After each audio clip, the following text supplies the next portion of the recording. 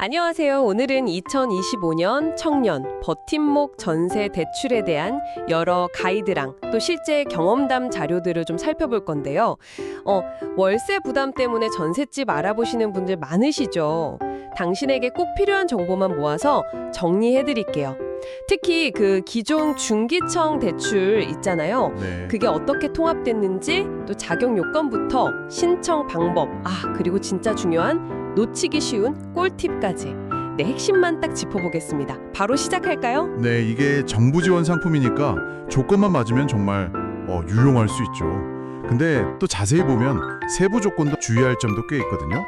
오늘 저희랑 같이 이 자료들 보면서 어떤 걸 확인해야 할지 좀 명확하게 파악해 보시면 좋겠습니다. 특히 여러 자료에서 다 공통적으로 얘기하는 부분, 그리고 또 각 자료마다 좀 다르게 주목하는 부분들, 이런 걸 비교해서 알려드릴게요. 좋습니다. 그럼 가장 기본적인 것부터 시작해보죠. 누가 이 대출을 받을 수 있는 건가요? 그 핵심 자격 요건부터 좀 알려주시죠. 네, 기본적으로는 만 19세에서 34세. 이 나이 사이에 무주택 세대주여야 하고요. 아니면 뭐 대출받고 한 달 안에 세대주가 될 예정인 분도 괜찮아요. 소득 기준도 있는데 혼자 사시는 단독 세대주는 연소득 5천만 원 이하, 결혼하셨으면 부부 합산해서 6천만 원 이하, 신혼부부는 좀 더 높아서 7,500만 원 이하고요. 근데 소득이 아예 없어도 신청 자체는 가능합니다. 그리고 순자산, 이게 2025년 기준으로 3억 3,700만 원 이하여야 해요. 여기서 좀 흥미로운 게 그 부모님이 집을 가지고 계셔도 신청자 본인만 무주택이면 된다는 거. 이게 맞죠? 사람들이 이걸 좀 헷갈려 하더라고요. 네, 맞아요. 딱 본인 기준입니다. 부모님 자산은 전혀 상관없어요. 근데 이건 있어요. 이사 가려는 집이 부모님이나 뭐 형제자매 이런 직계 가족 소유면 그건 대출이 안 돼요. 이건 확실히 선을 긋더라고요. 네네, 그렇군요. 자격 요건 확인했으면 이제 실제 대출 조건이 궁금한데요. 얼마까지 빌릴 수 있고 또 어떤 조건으로 빌릴 수 있는 건가요? 대출 한도가 일단 최대 2억 원. 근데 만 25세 미만인 단독 세대주는 1억 5천만 원까지고요. 근데 여기서 진짜 중요한 게 이게 그냥 최대 금액이라는 거고, 실제로는 전세 보증금의 80%랑 그 최대 한도 있잖아요. 그 둘 중에 더 낮은 금액으로 정해져요. 그러니까 예를 들어 3억짜리 전세면 최대 2억까지 나오고, 만약 2억짜리 전세면 80%니까 1억 6천만 원까지만 된다, 이 말씀이시죠? 네, 정확합니다. 그 점을 꼭 기억하셔야 해요. 집 자체에도 조건이 있는 걸로 아는데 보증금 상한선 같은 거요? 네, 맞아요. 전세 보증금이 3억 원 이하여야 하고요. 집 크기는 전용 면적 85제곱미터 이하. 이것도 만 25세 미만 단독 세대주는 좀 더 작아서 60제곱미터 이하여야 합니다. 금리는 어떤가요? 요즘 금리가 워낙 높아서 이건 확실히 좀 매력적일 것 같은데요. 혹시 여기서 기존 중기청 대출 혜택이 좀 반영된 건가요? 네, 그렇다고 볼 수 있죠. 연 2.2%에서 3.3% 사이 변동금리인데 소득에 따라 달라져요. 근데 여기에 뭐 중소기업 다니시는 분들 우대 0.3%포인트 이런 게 붙으면 최대 연 1.3%까지도 가능해요. 수도권 외 지역은 기본으로 0.2%포인트 우대가 들어가고요. 이런 이자율이나 일부 우대 조건에서 기존 중기청 취지를 좀 이어받았다고 할 수 있습니다. 그리고 일본 시중은행 변동금리보다는 변동폭이 좀 적은 편이라는 것도 장점이고요. 상환 방식은 만기 일시 상환이라고 들었어요. 네, 맞습니다. 대출 기간 동안에는 이자만 쭉 내다가 만기에 원금을 한 번에 갚는 방식이에요. 표장 10년까지 연장할 수 있고요. 연장할 때 나이가 만 34세를 넘어도 괜찮습니다.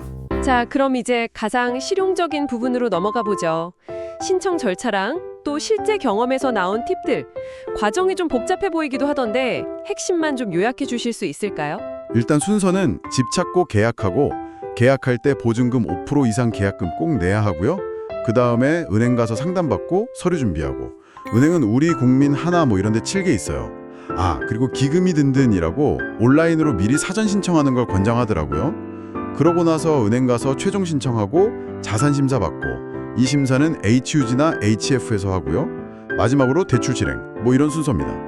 그 계약서 작성할 때 많은 경험담에서 이것만큼은 꼭 넣으라고 엄청 강조하던데요. 네, 이거 진짜 정말 중요해요. 여러 자료에서 공통적으로 막 이 부분 놓쳐서 계약금 날릴 뻔했다 뭐 이런 얘기들이 나오거든요. 계약서 특약사항이에요. 반드시 버팀목 전세자금 대출이 안 나오면 이 계약은 무효로 하고 계약금은 돌려준다. 그리고 전세 보증보험 가입이 안 될 경우에도 계약을 무효로 한다. 이 두 문구를 꼭 넣으셔야 해요. 만약에 집주인이 그걸 거부하면요? 그럼 그냥 그 집은 피하는 게 좋습니다. 최소한의 안전장치인데 그걸 거부한다는 건 좀 그렇죠. 부동산에 집 구할 때도 뭔가 요령이 필요하다는 얘기가 있던데요. 네. 그런 팁들이 좀 있었어요. 처음부터 버팀목 대출 되는 집으로 보여주세요 라고 딱 말을 하고 예산은 내가 생각하는 것보다 약간 아주 살짝 낮춰서 말하면 중개사분이 좀 더 다양한 매물을 보여줄 확률이 높다. 뭐 이런 조언들이요. 선택지를 넓히는 거죠. 그리고 보증기관을 HUG, 그러니까 주택도시보증공사 아니면 HF, 주택금융공사 중에서 골라야 하잖아요. 이게 좀 헷갈리던데 뭘 기준으로 고르면 좋을까요? 네, 이게 좀 중요한 선택인데요. 간단히 말하면 HUG는 약간 집을 중심으로 봐요. 그래서 집 상태가 중요하고 보증보험 가입이 필수고요. 반면에 HF는 사람을 좀 더 봐요. 신청자의 신용이나 소득을 중시하죠. 그래서 자료들을 쭉 보면 만약에 소득이 좀 적거나 뭐 지금 직업이 없는 상태라면 HUG 쪽이 한도 받기에 좀 더 유리할 수 있다. 이런 분석이 많아요. 본인 상황에 맞게 전략적으로 고르셔야겠죠. 아, 그리고 혹시 잔금이 좀 부족해서 추가 대출이 필요할 수도 있잖아요. 그럴 때 신용대출을 미리 받지 말라는 조언도 있었어요. 그건 왜 그런 건가요? 네, 절대 그러시면 안 돼요. 신용대출을 먼저 받아버리면 그 금액만큼 DSR, 그 총부채 원리금 상환 비율에 잡혀서요. 정작 중요한 이 버팀목 대출 한도가 깎일 수가 있거든요. 만약 필요하다면 버팀목 신청하는 은행에다가 신용대출도 같이 동시에 진행할 수 있는지 먼저 물어보는 게 순서입니다. 그렇군요. 그 외에 또 이건 절대 잊으면 안 된다 하는 주의사항이 있을까요? 몇 가지 있죠.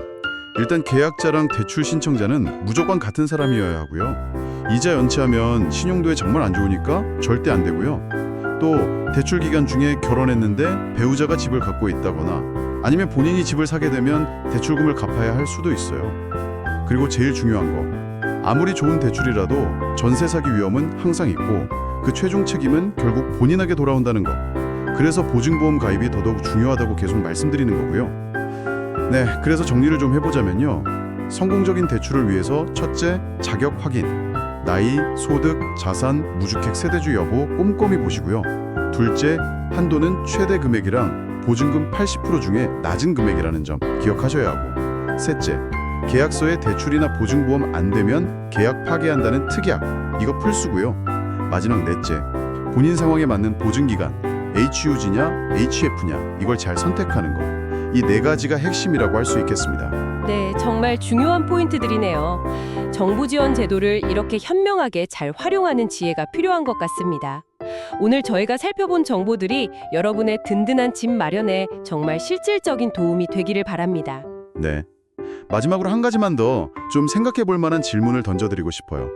이 대출, 특히 HUG 보증을 받을 때는 그 집 자체의 안정성이 중요하다고 말씀드렸잖아요. 근데 서류상으로는 다 문제가 없고 대출도 승인이 났다고 해도 과연 그 임대인이 장기적으로 봤을 때 보증금을 문제없이 돌려줄 수 있는 사람인지 이걸 어떻게 더 깊이 판단해 볼 수 있을까요? 서류 너머에 있을지도 모르는 그런 잠재적인 위험 신호들, 그런 걸 어떻게 감지할 수 있을지 한번 고민해 보시면 좋겠습니다.